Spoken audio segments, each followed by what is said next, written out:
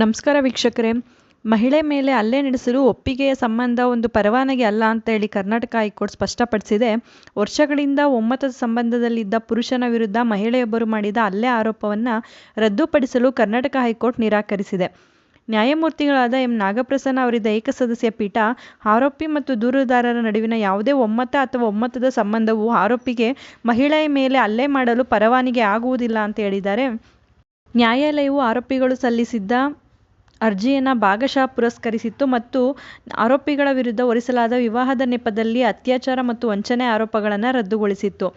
ದೂರುದಾರರು ಮತ್ತು ಆರೋಪಿಗಳು 5 ವರ್ಷಗಳಿಗೂ ಹೆಚ್ಚು ಕಾಲ ಒಮ್ಮತದ ಸಂಬಂಧ ಹೊಂದಿದ್ದರು. ಫಿರ್ಯಾದಿದಾರರು ಆಪಾದಿತ ಅರ್ಜಿದಾರರು ವಿವಾಹದ ಸುಳ್ಳು ಭರವಸೆಯ ಮೇಲೆ ಅವಳೊಂದಿಗೆ ಲೈಂಗಿಕ ಚಟುವಟಿಕೆಯಲ್ಲಿ ತೊಡಗಿದ್ದಾರೆ ಮತ್ತು ಅದರಿಂದ ಅವರು ಐಪಿಸಿಯ ಸೆಕ್ಷನ್ 376, 417, 504 ಮತ್ತು 506ರ ಅಡಿಯಲ್ಲಿ ಶಿಕ್ಷಾರ್ಹ ಅಪರಾಧವನ್ನು ಮಾಡಿದ್ದಾರೆ. ಗಾಯದ ಪ್ರಮಾಣಪತ್ರದಲ್ಲಿ ಚಿತ್ರಿಸಿದ ಗಾಯಗಳಿಗೆ ಕಾರಣವಾಗಿ ಅರ್ಜಿದಾರರು ತನ್ನನ್ನು ಹೊಡೆದಿದ್ದಾರೆ ಎಂದು ಅವರು ಆರೋಪಿಸಿದ್ದಾರೆ. ದೂರುದಾರರು ವಿವಿಧ ಪುರುಷರ ಮೇಲೆ ಪುನರಾವರ್ತಿತ ಅಪರಾಧಗಳನ್ನು ದಾಖಲಿಸುವ ಅಭ್ಯಾಸವನ್ನು ಹೊಂದಿದ್ದಾರೆ ಮತ್ತು ಆದ್ದರಿಂದ ದೋಷಾರೋಪಣೆಯ ಪ್ರಕ್ರಿಯೆಗಳನ್ನು ರದ್ದುಗೊಳಿಸಬೇಕು ಎಂದು ಅರ್ಜಿದಾರರು ವಾದಿಸಿದರು.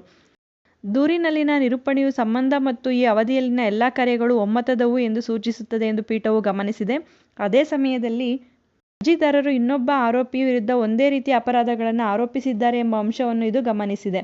ಹೀಗಾಗಿ ಕಮಲೇಶ್ ಚೌಧರಿ ವಿರುದ್ಧ ಮಾಡಿರುವ ದೂರಿನಲ್ಲಿನ ಆರೋಪವನ್ನು ವಿಷಯದ ದೂರಿಗೆ ಜೋಡಿಸಿದರೆ ಅದು ಅಕ್ಷರಶಃ ಹೋಲುತ್ತದೆ ಎಂಬುದು ನಿಸ್ಸಂದಿಗ್ಧವಾಗಿ ಸ್ಪಷ್ಟವಾಗುತ್ತದೆ.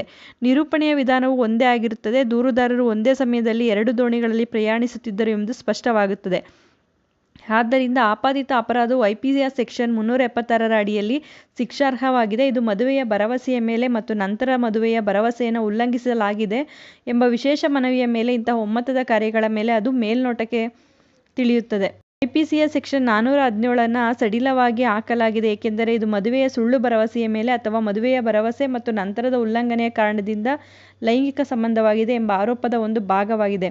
ಐಪಿಸಿಯ ಸೆಕ್ಷನ್ 417ರ ಅಡಿಯಲ್ಲಿ ಪಡೆಯುವುದು ವಂಚನೆಗೆ ಸಮಾನವಾಗುವುದಿಲ್ಲ. ಇದು ಈಗ ಕಾನೂನಿನ ಉತ್ತಮವಾದ ತತ್ವವಾಗಿದೆ. ಆದ್ದರಿಂದ ಅರ್ಜಿದಾರರ ವಿರುದ್ಧ ಹೇಳಲಾದ ಅಪರಾಧವನ್ನು ಹಾಕುವುದು ಸಹ ಸಮರ್ಥನೀಯವಲ್ಲ.